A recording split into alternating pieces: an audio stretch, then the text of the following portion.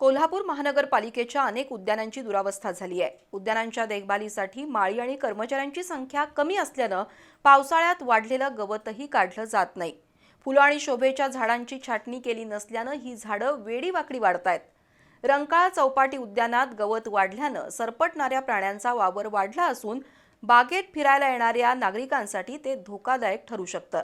महानगरपालिकेनं वर्दळीच्या ठिकाणी असलेल्या बागातील वाढलेलं गवत काढून साफसफाई करावी अशी मागणी होतीये। कोल्हापूर महानगरपालिकेची शहरात 54 मोठी उद्यानं आहेत। त्याचबरोबर उपनगरांमध्ये असलेल्या ओपन स्पेसमध्येही काही ठिकाणी उद्यानं उभारली आहेत। मात्र या उद्यानाच्या देखभालीसाठी माळी, वॉचमन आणि अन्य कर्मचाऱ्यांची संख्या केवळ 80च्या घरात आहे। त्यामुळे एका बागेला एकच कर्मचारी कसाबसा मिळू शकतो। अनेक उद्यानात कर्मचारी नसल्यानं त्या उद्यानांची अवस्था दयनीय बनली आहे। रंकाळा चौपाटी आणि पदपथ उद्यानाची अवस्था बिकट झाली आहे। या ठिकाणी मोठ्या प्रमाणात पर्यटक येतात, पण रंकाळा उद्यानाची अवस्था पाहिली की पर्यटकांचा भ्रमनिरास होतोय।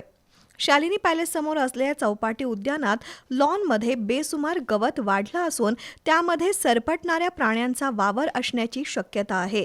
त्यामुळे इथं फिरायला येणाऱ्या नागरिकांना त्यापासून धोका पोहोचू शकतो। शोभेची तसंच फुलं झाडं अस्ताव्यस्त वाढली असून त्याची वेळेवर छाटणी केली जात नाही। त्यामुळे या उद्यानाला सध्या अवकळा प्राप्त झाली आहे।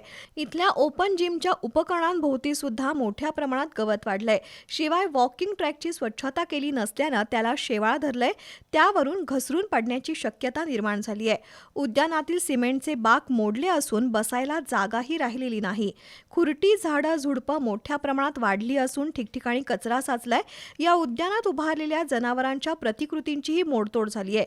पर्यटकांची मोठी वर्दळ असलेल्या या उद्यानाची महानगरपालिकेच्या उद्यान विभागानं वेळच्या वेळी देखभाल दुरुस्ती करावी, वाढलेलं गवत काढावं अशी मागणी नागरिकांमधून होतीये।